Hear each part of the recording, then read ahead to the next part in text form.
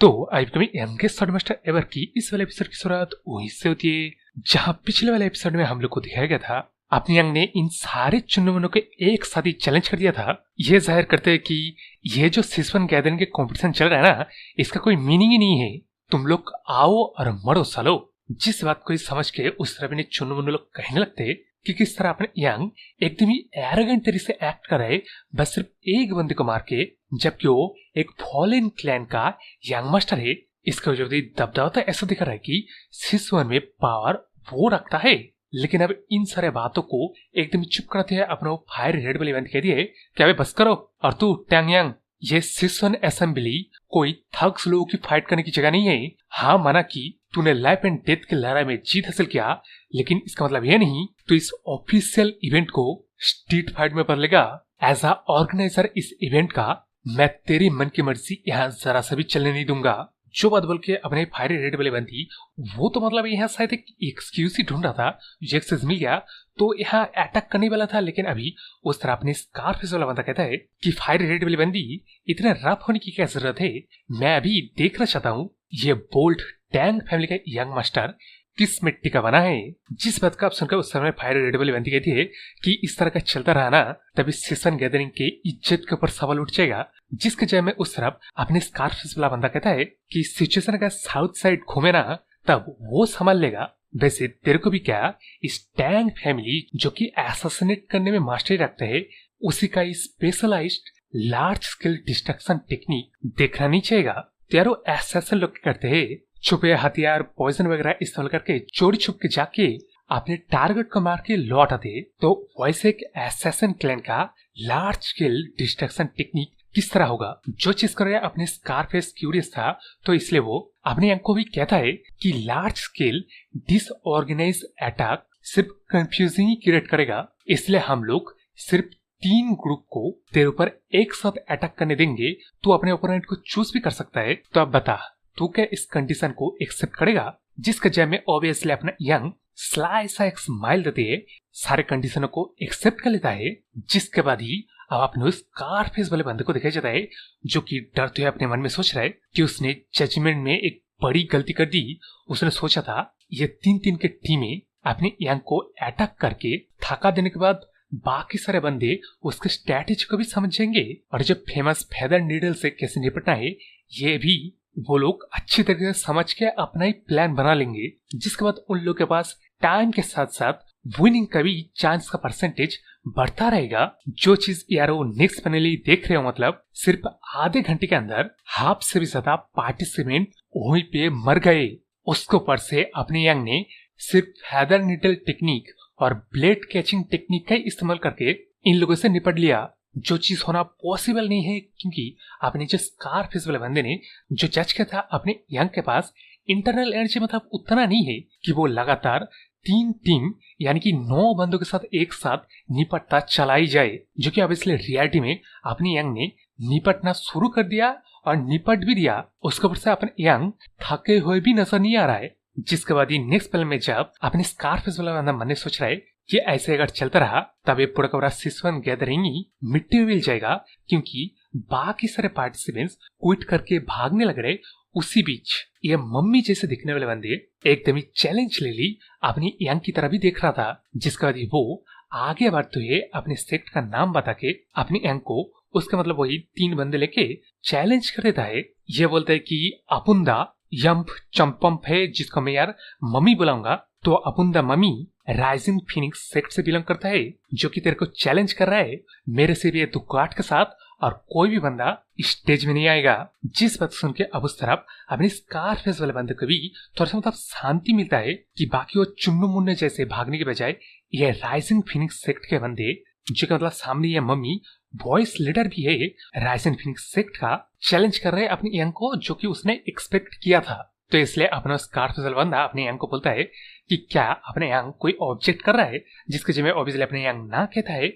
इसके बाद अपने यंग इस मम्मी जैसे दिखने वाले बंदे को देख के मन सोच रहा है कि मतलब एक की तरह अनयूजुअल बॉडी है। इस चीज को उसने मतलब अपने पास्ट लाइफ में भी देखा नहीं था। ऐसा क्यों है शायद स्टोरी में आगे जाके पता चलेगा। लेकिन अभी अपना स्कारफेस वाला बंदा लाइफ एंड डेथ के फिर से वो ड्यूएल को चालू कर देता है। जिस सिग्नल को पाके अपने यंग ने उसको फेदर नीडल जब इन तीनों के ऊपर दे मारता है, तभी क्या इन 3 बंदलों का स्किन इतना हार्ड है ना कि फेदर नीडल इनकी स्किन का मतलब भेद के पॉइजन को पहुंचा ही नहीं पाया ब्लड स्ट्रीम में। जिस चीज को देख के अब उस तरफ अपने काले रेवलबंदी और फॉर्मेशन मॉडल का नीस कहने लगता है कि ये कैसे हो सकता है। इन तीनों को तो जरा देखो, इनकी स्किन ना बल्कि दिखने में एक सूखे पेड़ की लकड़ी की तरह है, बल्कि वैसा काम भी कर रहा है। जिस बात को आगे कंटिन्यू करते हुए उस तरफ अपने स्कारफेस वाला बंदा मैंने सोच रहा है कि विदर टी डिवाइन आर्ट जो बंदे लोग प्रैक्टिस करते हैं उन बंदों के लिए वैसे ही बुढ़े सूखे लकड़ी की तरह इतना ज्यादा स्किन हार्ड हो जाता है, जिसके वजह से ये लोग इवन शॉर्ट एनर्जी के बारों को भी बिना किसी डैमेज लिए सह सकता है। इसके ऊपर से इस टेक्निक का इस्तेमाल करने वाले बंदे लोगों का मसल और बोन डेंस बन जाता है, जिसकी वजह से इन लोग का स्ट्रेंथ कुछ ज्यादा ही होता है in compare to others technique का इस्तेमाल करने वाले सेम एज के, मतलब प्रोडिजी हो या कोई भी हो। जिससे आप निपटने के लिए उस तरफ अपना यंग भी हिडन शैडो बॉडी टेक्निक का इस्तेमाल करता है। जिस चीज को देखकर उस तरफ अपने स्कारफेस वाला बंदे भी एक पल के लिए मतलब समझ नहीं पाता अपने यंग ने किस तरह के मूवमेंट को चला। इसके बाद अपने स्कारफेस वाला बंदा आगे अपने मन में सोच रहा है कि क्या अपने यंग ने इतनी सी एज में ही एक हाई लेवल के बॉडी मूवमेंट टेक्निक को मास्टरी कर लिया है। जिसका जवाब उस तरह यारो हम लोग को मैच मिलता है, जहां अपने यंग ने उसके उस फेदर नीडल को अपने हाथों से करके इसके फोरहेड में दे मारता है, जिसके बाद ये पहला वाला मम्मी निपट जाता है। जिस चीज को देखकर उस अपने यंग भी कहता है कि ऐसा भी नहीं है कि मैं तेरी स्टाफनेस को भेद के पॉइजन को शरीर के अंदर घुसा ही नहीं सकता। लेकिन अब यह बात सुन के उस तरफ अपना ये वाला मम्मी जैसा बंदा अपने यंग के ऊपर अटैक करते हुए कहता है कि तेरी इसलिए हिम्मत कैसे हुई जो तूने मेरे सीनियर ब्रदर को इस तरह मारा। लेकिन अब उसी कहने का फायदा उठाते अपने यंग ने इस बंदे का गला पकड़ के कहता है कि चल देखते हैं तेरा टंग भी क्या उतना ही टफ है जो मेरा फेदर नीडल तेरे टंग से बाउंस करके आ जाएगा। जिसका जवाब हमें लोगों को नेक्स्ट पैनल में मिल जाता है, क्योंकि यह बंदा वहीं पे निपट जाता है। लेकिन अब यहाँ 3 बंदे थे, तो एक जो आखिरी वाला बंदा बचा था वो अपने यंग के ऊपर इसी चीज का फायदा उठाते हुए एक स्निक अटैक करता है। लेकिन उस अटैक को भी अपने यंग डॉज करके एक इंटरनल एनर्जी के मदद से पाम अटैक करता है, ये सोचते कि उसने इंटेंट किया है इस इंटरनल एनर्जी का इस्तेमाल करे पाम अटैक में उसका मतलब बॉडी को ब्रेक कर देगा, जो कि ब्रेक नहीं हुआ। ये चीज अपने यंग के लिए इंटरेस्टिंग लगा। लेकिन वो लोग बच्चे यार, जिसको पलक झपकते अपने यंग ने गला पकड़ के उठा लेके कहता है कि यार मैं मानता हूँ तेरा स्किन हार्ड है, लेकिन क्या मतलब बस इतना ही था? तेरे को पता है ना खुद इतना टफ होके तू मेरे को हरा नहीं पाएगा। मतलब मैं सोच रहा हूँ क्या तेरे पास इतना ही था और कुछ नहीं है जिसका तू इस्तेमाल करे।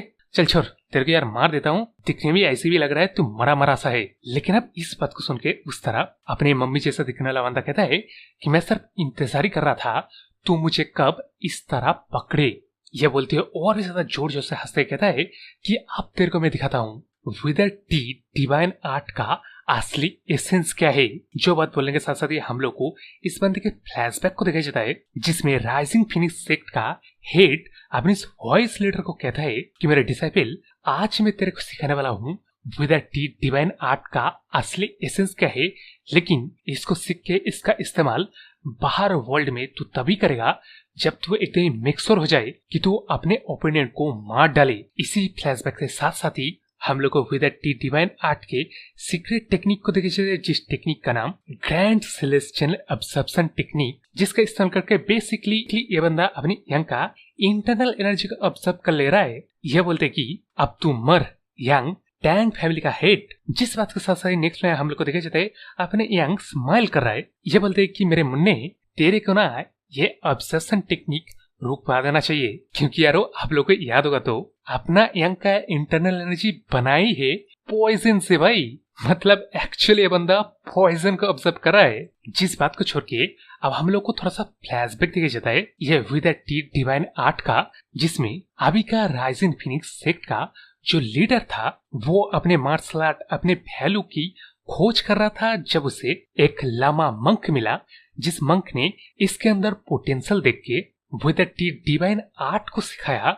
लेकिन इसका एडवांस फॉर्म मतलब वक्त के साथ खो गया था, जिस वजह से इस आर्ट का सिर्फ एक्सटर्नली इस्तेमाल किया जा सकता है। जैसे कि स्किन हार्डनिंग हो गया है, देख ही रहे हो, मतलब लेकिन अब अपने राइजिंग फीनिक्स सेक्ट के लीडर के लिए ये आर्ट एकदम परफेक्ट आर्ट था, क्योंकि वो स्पेशलाइज्ड रखता था ब्लड कैचिंग टेक्निक में। तो जब उसका स्किन, उसका फुल बॉडी वो ये मच स्ट्रॉन्गर हो गया, तब वो कई गुना ज्यादा ताकतवर बन गया। लेकिन अब यहाँ ये बंदा इस आर्ट के ट्रू मास्टरी को हासिल करना चाहता, और जैसे कि अपना ब्लैक डेथ अलायंस का लीडर है एकदम ही फेमस कि वो किसी की भी आर्ट को एडवांस आर्ट में बदल सकता है, जो कि उसने किया भी। मतलब यहाँ जैसे कि यारो देख रहे हो, यह बंदा इस सीक्रेट आर्ट के टेक्निक को देख के थोड़ा सा सोचते हुए कहता है कि यार हर एक सीक्रेट आर्ट का ना जो नाम पड़ता है उस नाम में उस टेक्निक का एसेंस छुपा रहता है, जिसका मतलब ऑब्वियसली ये विद टी डिवाइन आर्ट ऐसा कोई आर्ट नहीं है जिसका प्रैक्टिशनर का बॉडी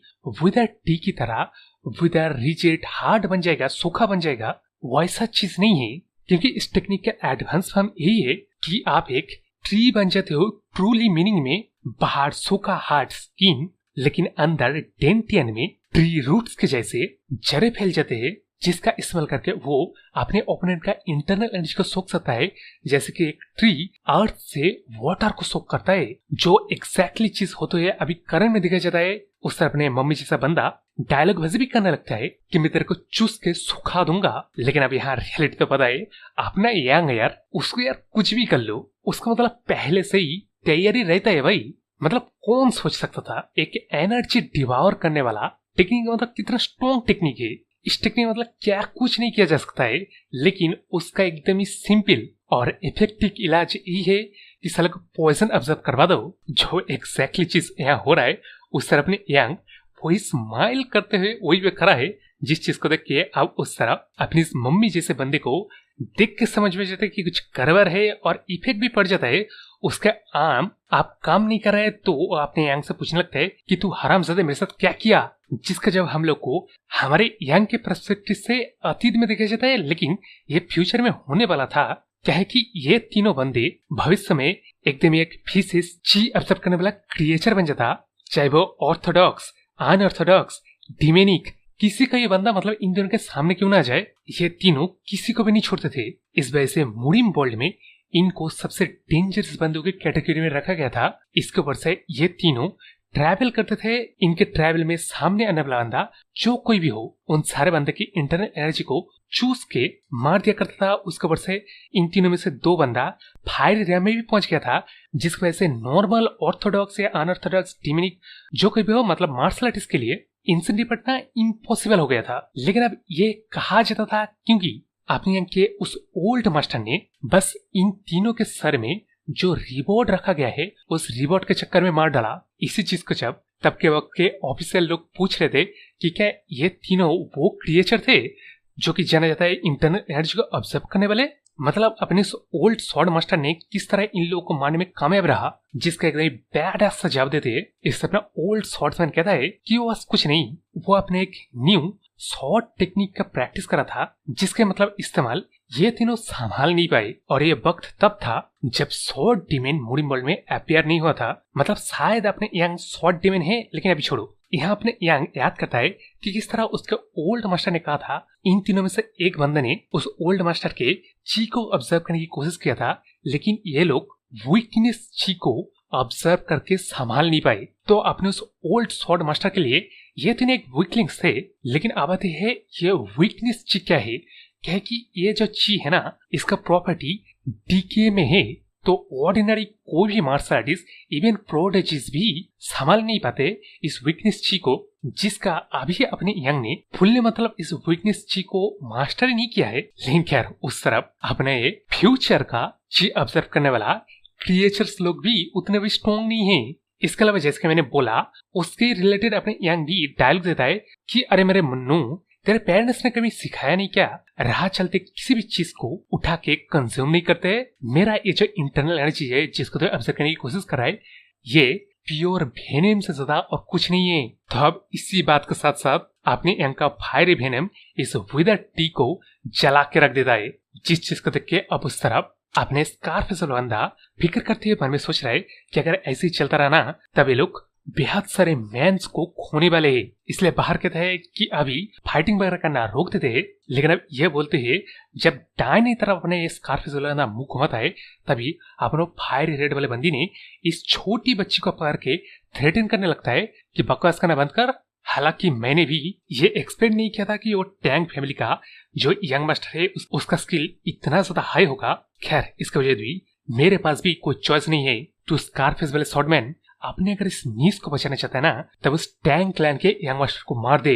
लेकिन अब इस तरह अपनी यंग की तरफ आते हैं जो कि मतलब कह रहा है कि इन चुनमुन के स्किल लेवल को देख के ना उसका मतलब ये जरूर भी नहीं लग रहा है कि इन सभी को मार दिया जाए। जिस चीज को इंटरप्ट करते हैं उस तरफ आप आवाज आता है कि तेरी हिम्मत कैसे हो गई जो तू अलायंस हेड की डॉटर को होस्टेज बना के एक जूनियर को बनाना चाहता है। तूने अब ऐसा कैसा गर्ज रख लिया जो तेरे को इतने हद तक जाना पड़ा। जिसके जय में उसने अपने फायर रेड वाली बंदी कहती है कि तुम लोगों के लिए वो स्पाई का फादर और उसके फैमिली एक स्मॉल मैटर होगा जो कि निपट गए तो तुम लोग खोने के लिए भी उन लोग को तैयार हो। लेकिन मेरे लिए वैसा नहीं है, मेरे को रिवेंज चाहिए चाहे कुछ भी हो जाए। मैं अलायंस लीडर का काइंडनेस को भी विशेषनेस में रिपे कर सकता हूँ। लेकिन अब इस वक्त सुनकर उस तरफ अपने स्कारफेस वाला बंदा समझाने की कोशिश करता है कि उसे इतनी हद तक जाने की जरूरत नहीं है। लेकिन अब इसके जय में उस तरफ अपने फायर रेड वाले बंदी कहती है कि मेरे जैसे एक फायरी टेक्निक के प्रैक्टिस करने वाले बंदे के लिए आखिरी मोमेंट में भी मैं इस बच्ची की जान ले सकता हूँ। जिस ड्रामा को देख के उस तरफ अपने काले हेयर वाले बंदी और फॉरेस्ट वाले नीस भी बात करने लगते कि अभी इन ऊपर वाले बंदे लोग क्या हुआ, ये लोग आपस में क्यों फाइट कर रहे हैं। जिसके जवाब ऊपर अब मिलता है जहाँ की कुछ समय अपने स्कारफेस वाला बंदा कहता है कि मेरे जैसे बंदों के लिए तेरे को तुरंत ही मार देना इम्पॉसिबल नहीं होगा। लेकिन अब इस वक्त सुनकर उस तरफ अपने फायर रेड वाले बंदी इस बच्ची को उठाते हुए कहता है कि मैं श्योर हूँ तू मेरे को एक पलक झपकी मार देगा। लेकिन अब यहाँ तेरे को ये फिक्र करना चाहिए इस बच्ची को उस छोटे से पल में कुछ हो ना जाए। जिस वक्त सुनकर उस तरफ अपने स्कारफेस वाला बंदा कहता है कि ठीक है इस बार के लिए मैं तेरा गेम खेल लेता हूँ, लेकिन यह बात याद रखना मैं उस बच्चे को मारने के बाद तेरे को भी मार डालूंगा। इसके जब मैं उससे अपने फायर रेड वाली बंदी भी कहते है कि तू बस उस टैंक फैमिली के यंग मास्टर के सर को काट के मेरे सामने लगे दे तब मैं ग्लैडली मरने के लिए तैयार हो जाऊंगा। जिस बात के साथ अभी हम लोग को एरिना के अंदर देखा जाता है अपने यंग और स्कारफेस वाला बंदा आमने सामने है। जिस चीज को देखकर उस तरफ यंग कहता है कि आज उसने स्कारफेस वाले बंदे से फाइट करना तय नहीं किया था। जिसके जय में उस तरफ अपना स्कारफेस वाला बंदा कहता है कि देख यार जैसा कि दिख रहा है मेरा भी मन नहीं था, सिचुएशन ही ऐसा है। अनफॉर्चुनेटली मेरे को एक ऐसे बंदे की जान की परवाह है जो तेरे जान की कीमत से कहीं ज्यादा है, तो मैं इस चीज को फिक्र मत कर, क्विकली निपटा दूंगा। जो बात बोल के जब अपने स्कारफेस वाला बंदा उसके तलवार को निकलता है तभी जोर जोर से म्यूजिक बजने लगता है। जो म्यूजिक एक्चुअली एक तकलीफ भरा मैडनेस में जाने वाला म्यूजिक था। जिसके बारे में उस अपने स्कारफेस वाला बंदा कहता है कि क्या वो सारे के सारे फैमिलीज के यंग मास्टर को मैडनेस में गिरने देना चाहता है उसके रिवेंज के लिए। जिसका जवाब देते उस समय फायर रेड वाली बंदी कहती है कि स्कारफेस वाले बंदे मैं तेरे को हेल्प कर रहा हूँ, उस हेल्प को एक्सेप्ट कर। और वैसे तो इस पर फिक्र मत कर कि हमारे यंग लेडी के साथ क्या होगा, मैं अच्छे से प्रोटेक्ट कर रहा हूँ ना, तो अपने काम के ऊपर ध्यान दे। जिस वजह से उनके उस तरफ अपना स्कारफेस वाला बंदा वही मतलब भड़क के कहता है कि वो अब कितना लज्जित करने वाला है। सोच रहे अपनी स्कारफेस वाले बंदे को इतना के कम नहीं था उस तरह के एक जूनियर को मार देना मेरे हाथों से, उसके वजह से ये टिकर ही। लेकिन अब यार इन बातों के साथ उस तरफ अपनी यंग को देख रहे हो उसको यार कुछ भी फर्क नहीं पड़ रहा है। लेकिन जब उस तरफ अपने स्कारफेस वाला बंदा कहता है कि उसको ये ट्रिकरी बंद कर देना चाहिए, जिसके जगह में उस तरफ अपने रेड वाली फायर बंदी कहती है कि वो अगर इस चीज को बंद करना नहीं चाहता था तब वो शुरू ही नहीं करता। लेकिन उस तरफ अपने काले हेयर वाली बंदी को देखा जाता है जिसकी यार कुछ फर्क नहीं पड़ता, लेकिन इस तरफ अपनी इस फॉर्मेशन वाले बंदी की नीस को ऊपर बढ़ता है। इसका मतलब शायद टैंक फैमिली के टेक्निक के अंदर ही कुछ ऐसा है जो कि किसी भी तरह के साउंड टेक्निक का असर होने ही नहीं देता है। लेकिन खैर इसका जवाब तो हम लोग को फ्यूचर में शायद आगे मिल जाएगा। अभी आते हैं जहाँ की अपने फायरी रेड वाली बंदी आगे भी कहने लगता है कि इस तरह अपने इस यंग को भी सफर करके मरना पड़ेगा जिस तरह उसके वो स्पाई के फादर ने मरा था। लेकिन अब इन सारे बातों के जय में उस तरह अपने यंग कहता है कि अरे यार इस एरिना में कुछ ज्यादा ही साउंड पोल्यूशन हो रहा है, रुक मैं कुछ करता हूँ। ये बोल के अपने यंग इनविजिबल वर्बिंग ब्लेड डांस का इस्तेमाल करता है, यानी कि उसका ये अपना वेपन चॉइस अंगूठी के जो बनाया था ना, जिसका इस्तेमाल से जैसे कि देख रहे हो नॉइस एकदम ही कैंसिल हो गया। जिस चीज को देखकर उस तरफ अपने स्कारफेस वाला बंदा भी हैरान है लेकिन अभी हैरानी वगैरह से कुछ नहीं होगा। अपनी यांग को हम लोग को पहले से पता है कि इन चुन्नू मुन्नू से वो कई ज्यादा ताकतवर है, तो इसलिए अपने यांग भी एकदम स्टाइल मत थे अपनी स्कार्फ से बंदे को कहता है कि चलो शुरुआत करते हैं, हम लोग ने जो स्टार्ट किया ना उसको फिनिश कर देते हैं। नॉइस भी चला गया है, जिस वक्त साथ साथ ही ये चैप्टर भी खत्म हो जाता है और मेरा वीडियो भी। तो चैनल को सब्सक्राइब कर लीजिए, लाइक शेयर कमेंट करना, बल्कि तो बाय। और ये बस कुछ नहीं, मैं बस 20 मिनट तक वीडियो बनाना चाहता था जो कि बन नहीं रहा था, लेकिन अब बन जाएगा इस बकवास को करते हुए। बोले तो इस बार सच्ची बाय।